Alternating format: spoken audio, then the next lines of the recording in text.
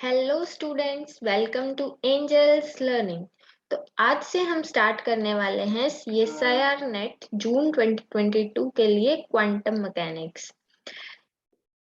Quantum mechanics हम basic से advance level तक करेंगे और जो ये लेक्चर है ये इंट्रोडक्टरी लेक्चर है जिसमें हम ओरिजिन ऑफ क्वांटम मैकेनिक्स को स्टडी करेंगे। तो क्वांटम मैकेनिक्स स्टडी करने से पहले हमें ये पता होना चाहिए कि हम क्वांटम मैकेनिक्स क्यों पढ़ रहे हैं। तो कुछ रिलेटिविस्टिक डोमेन और माइक्रोस्कोपिक डोमेन के फिनोमिनास जैसे कि black body radiation, photo electric effect, atomic spectroscopy, जिन्हें क्लासिकल फिजिक्स एक्सप्लेन नहीं कर पाई, उन्हें एक्सप्लेन करने के लिए क्वांटम मैकेनिक्स पिक्चर में आई। तो इस लेक्चर में हम इन फिनोमिनास को स्टडी करेंगे और सबसे पहले स्टार्ट करते हैं ब्लैक बॉडी रेडिएशन से। Okay, so what is black body? Black body is nothing but an object which can absorb all the radiation falling on it and hence appears as black under reflection when illuminated from outside, and when it is heated to a certain temperature it can radiate electromagnetic energy as a result of thermal agitation of electrons in its surface।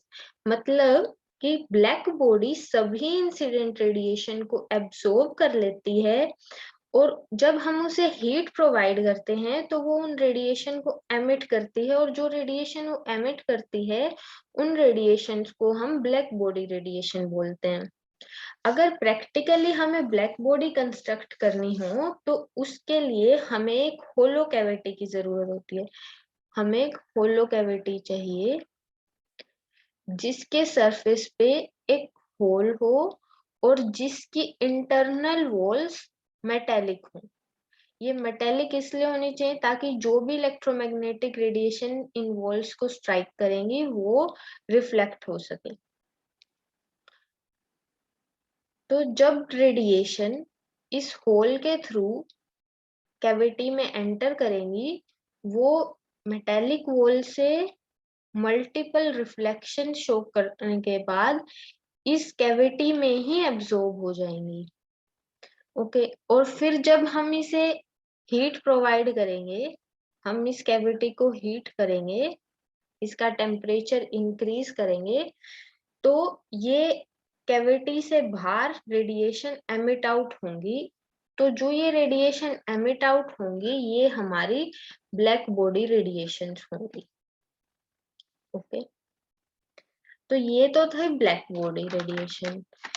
अब जब इसके लिए black body radiation की energy density और frequency का graph plot किया तो वो कुछ इस तरह से ग्राफ मिला।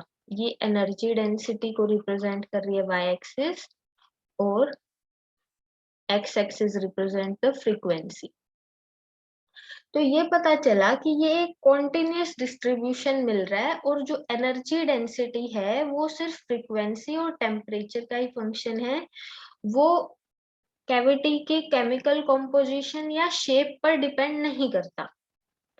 ओके, तो इस स्पेक्ट्रल डिस्ट्रीब्यूशन को, जो ये कॉन्टिन्यूस डिस्ट्रीब्यूशन मिला है, इसे एक्सपेरिमेंटली एक्सप्लेन किया था स्टीफन एंड बोल्ट्जमैन ने, और उन्होंने एक लॉ दिया जो कहता है कि जो टोटल इंटेंसिटी है, intensity is nothing but power per unit area, so total intensity radiated by glowing object at temperature T is equal to A sigma T power 4. Here T is temperature of the cavity, sigma is Stephen Boltzmann constant having value 5.67 into 10 raised to power minus 8 watt per meter square and Kelvin power minus 4, and A is constant having values less than or equal to 1 and A is equal to 1 for perfect black body. Okay, so this is Stephen Boltzmann law. अब ये तो experimentally verification थी इस spectral distribution की। इसे theoretically explain करने के लिए कई सारे मॉडल प्रपोज किए गए। सबसे पहले वेन ने प्रपोज किया,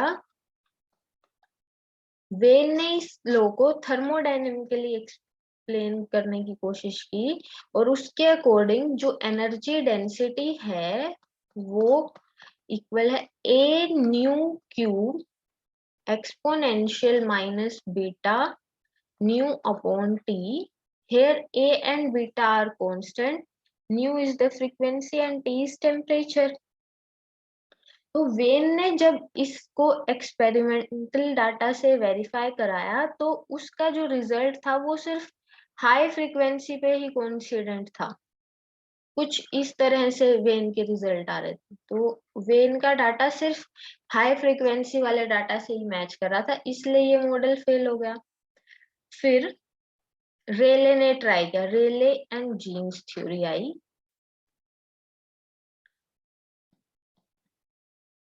रेले जीन्स थ्योरी, उनने इसे एक्सप्लेन करने की कोशिश की, और रेले ने कंसीडर किया that EM radiation consists of standing waves with nodes at metallic surface. उसने बोला कि जो ये EM रेडिएशन है ये मेटेलिक सरफेस की वॉल्स पे स्टैंडिंग वेव्स फॉर्म करती हैं, और जब ये स्टैंडिंग वेव कैविटी के अंदर प्रेजेंट इलेक्ट्रिकल चार्जेस से इंटरेक्ट करती हैं तो हार्मोनिक ओसिलेशन प्रोड्यूस होती हैं जो हमें एनर्जी की फॉर्म में मिलते हैं। ठीक है, और उसके अकॉर्डिंग जो नंबर ऑफ ओसिलेशन पर यूनिट वॉल्यूम आते हैं in the frequency interval nu to nu plus d nu, number of modes और number of oscillation per unit volume, this is per unit volume, is equal to 8 pi nu square upon c cube. ये बोल रहे हैं कि जैसे ही EM radiation और charges interact करते हैं तो उनकी इंटरेक्शन से जो ओसिलेशन प्रोड्यूस होते हैं that number of oscillation is equal to this, and this is very important formula, we have to remember this. Here c is nothing but our speed of light, which is equal to 3 into 10 raised to power 8 meter per second.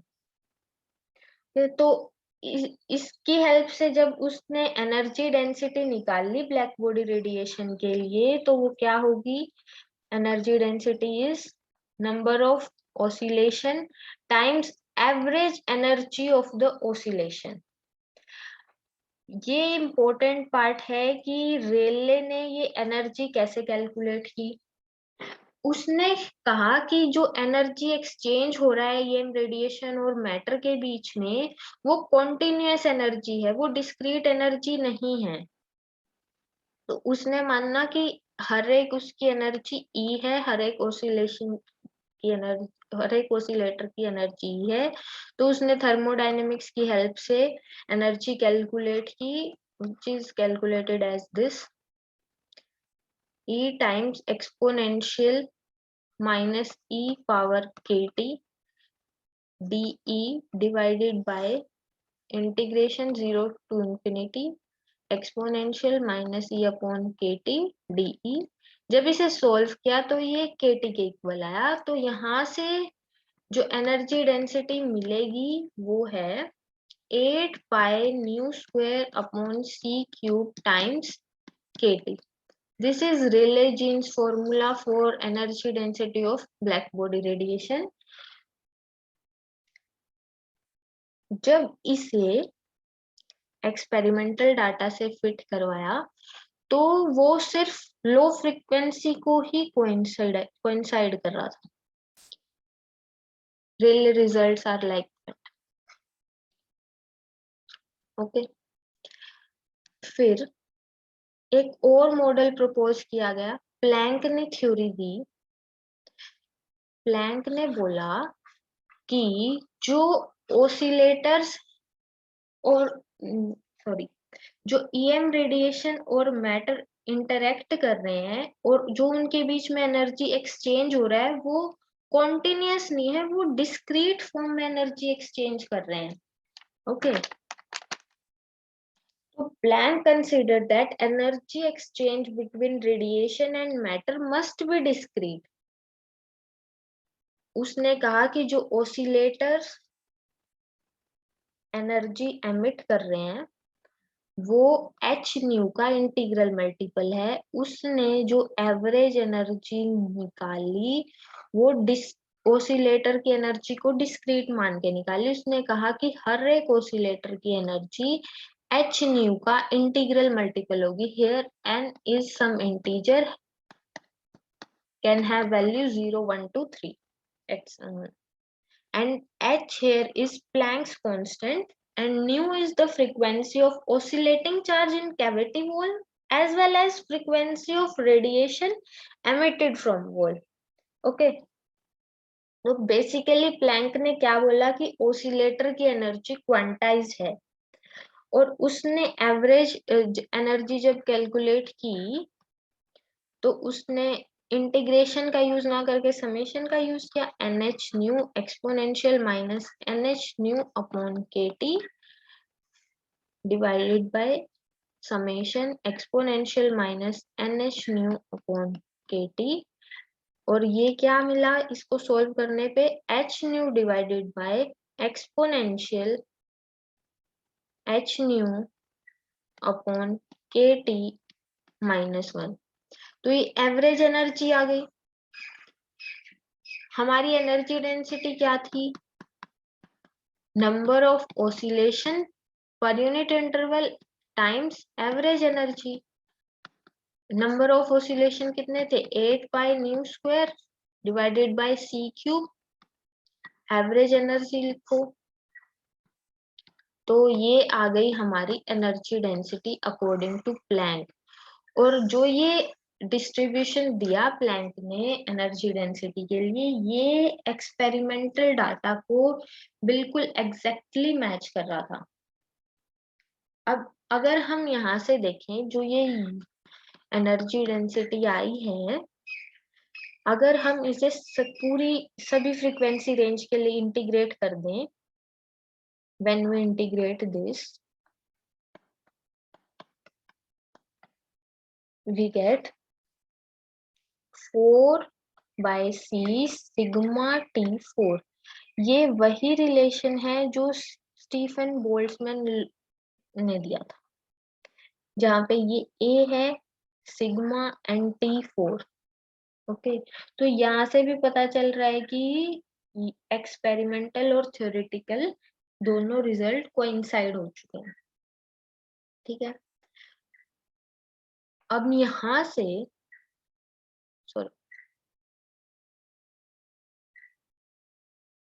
Planks distribution क्या था in terms of frequency? 8 pi nu square divided by C cube H new upon exponential H new upon KT -1। जब इस relation को हम wavelength की terms पे लिखें, sorry,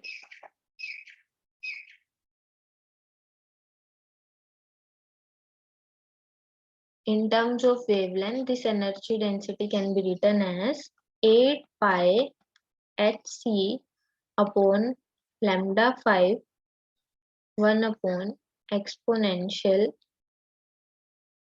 hc upon lambda kt -1। ये वेवलेंथ के टर्म्स में है प्लैंक्स डिस्ट्रीब्यूशन रिलेशन और ये फ्रीक्वेंसी के टर्म्स में है। अब हम ये देखना चाह रहे हैं कि वो कितनी वेवलेंथ पे हमें एनर्जी डेंसिटी मैक्सिमम मिल रही है। ठीक है, तो मैक्सिमम फाइंड आउट करने के लिए हम इसको डिफरेंशिएट करेंगे विद रिस्पेक्ट टू लैम्डा और फिर उसको 0 से इक्वेट करवाएंगे तो हमें लैम्डा मैक्स की वैल्यू मिल जाएगी।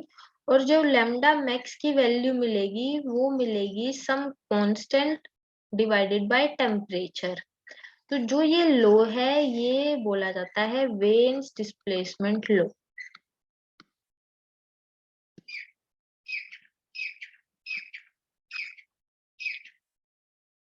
ओके, तो प्लैंक्स डिस्ट्रीब्यूशन हमें बताता है कि जो रेडिएशन है वो क्वांटाइज है और ईएम वेव्स पार्टिकल नेचर भी शो करते हैं। तो अब हम जो ये हमने डिस्कशन किया है इससे रिलेटेड प्रीवियस ईयर नेट के क्वेश्चंस देखते हैं।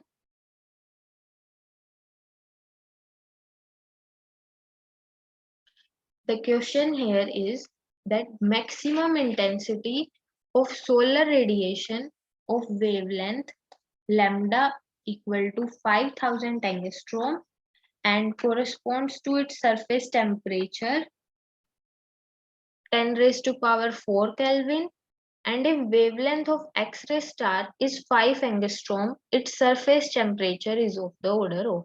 हमें बोला गया है कि जो सोलर रेडिएशन है उसकी वेवलेंथ 5000 एंगस्ट्रॉम है, temperature of sun is this. हमें एक एक्सरे स्टार की टेम्परेचर फाइंड आउट करना है जिसकी वेवलेंथ इतनी है। अभी हमने वेन्स डिस्प्लेसमेंट लॉ स्टडी किया जो बोलता है कि lambda is equal to some constant divided by temperature, or we can say that lambda t is constant। यहाँ से हम बोल सकते हैं कि lambda of sun, temperature of sun is equal to some constant, and lambda of X-ray star and temperature of X-ray star is also constant। Equating these two relation, we get lambda sun, T sun, temperature of sun is equal to lambda of X-ray and temperature of X-ray। यहाँ से हम temperature निकाल सकते हैं x ray star का,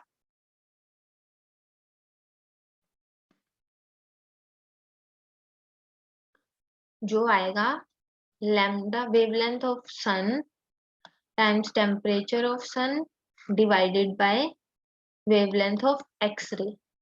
जब ये given values इस रिलेशन में पुट करेंगे तो हमें टेम्परेचर ऑफ सन मिलेगा 10 raise to power, temperature of X-ray star मिलेगा 10 raise to power 7 kelvin. So correct answer will be option number 4।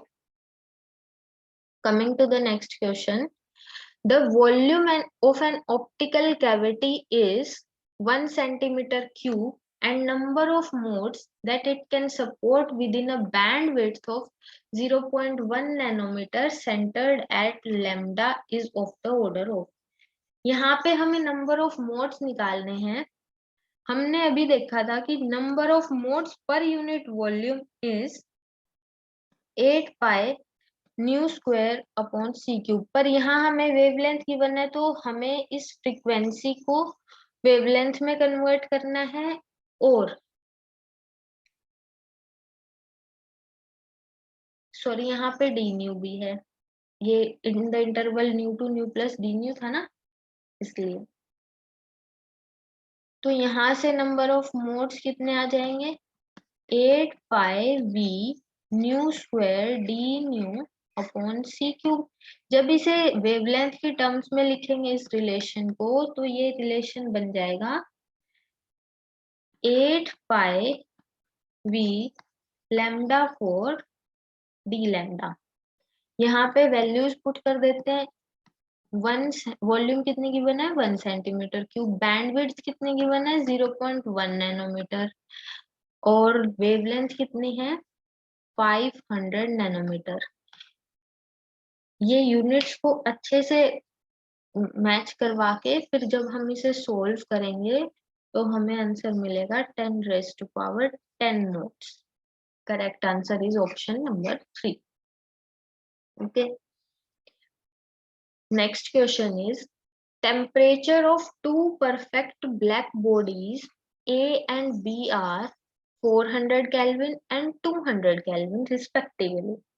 If surface area of A is twice that of B, the ratio of total power emitted by A to that of B is। हमने अभी देखा था Stefan Boltzmann law क्या बोलता है कि जो total intensity है पर यूनिट सरफेस एरिया वो कितनी है। Total intensity is some constant Stefan Boltzmann constant and temperature की पावर 4। इंटेंसिटी क्या होती है, पावर पर यूनिट एरिया। इसे हम कांस्टेंट ही बोल देते हैं, कोई डिपेंड कर रहा है टेम्परेचर की पावर 4 पे। तो पावर किसके ऊपर डिपेंड करेगी, एरिया पे। Power is proportional to area times temperature power 4।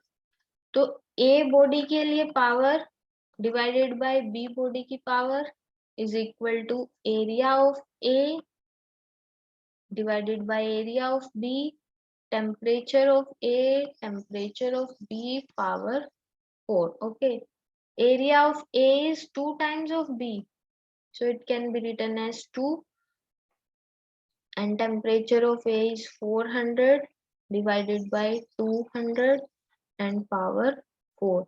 So when we solve this, it comes out to be 32.